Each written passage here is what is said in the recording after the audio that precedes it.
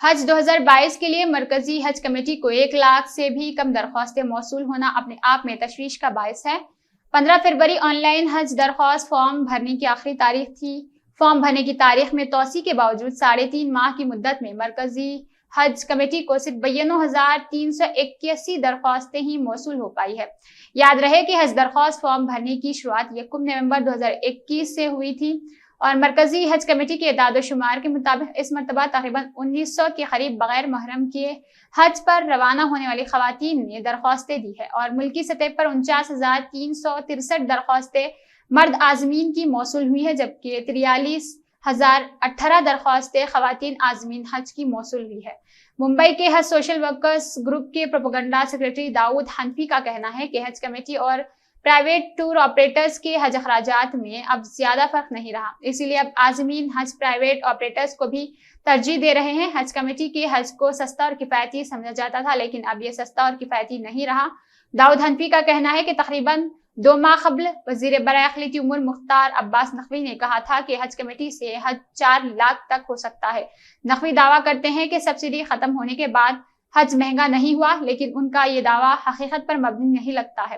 حج committee کا حج مہنگا ہونے سے بھی عازمین کی دلچسپی کم ہوتی دکھائی دے رہی، اس نقطے پر بھی غور کرنا چاہیے۔ درخواست کم وصول ہونے میں ملک کی معاشی حالات کا بھی دخل ہے، کیونکہ قومی پیمانے پر عوام معاشی پریشانیوں سے دوچار ہے۔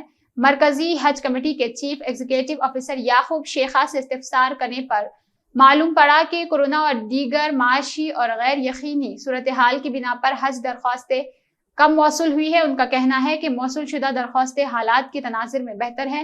انہوں نے کہا کہ امید ہے کہ اس سال حج ہوگا اور یہی سمجھ کر حج کمیٹی حج 2022 کی تیاریوں میں مصروف ہے۔ انہوں نے کہا کہ حج کن شرائط ہوگا اور کن ضوابط کے لحاظ سے ہوگا، یہ سعودی حکومت کی گائیڈ لائن پر منحصر ہے۔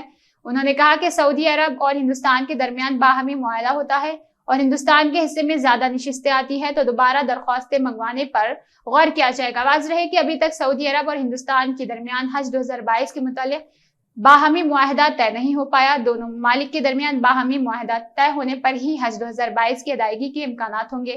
حج کے متعلق غیر یقینی صورتحال کے سبب ہندوستانی عازمین حج میں مایوسی پائی جا رہی۔ واضح ہے کہ کورونا کے سبب گزشتہ 2 سالوں سے ہندوستانی عازمین حج فریضہ حج کی ادائیگی سے محروم رہے، کیونکہ صرف سعودی شہریوں کو ہی فریضہ حج کی ادائیگی کا موقع میسر آ پاتا ہے۔ اب جبکہ کورونا کے معاملات میں بہتری آ رہی، اس کے باوجود غیر یقینی صورتحال بنی ہوئی ہے۔ حکومت سعودی کی جانب سے حج کے متعلق کسی بھی قسم کی یقین دہانی پر سامنے نہیں آ پائی۔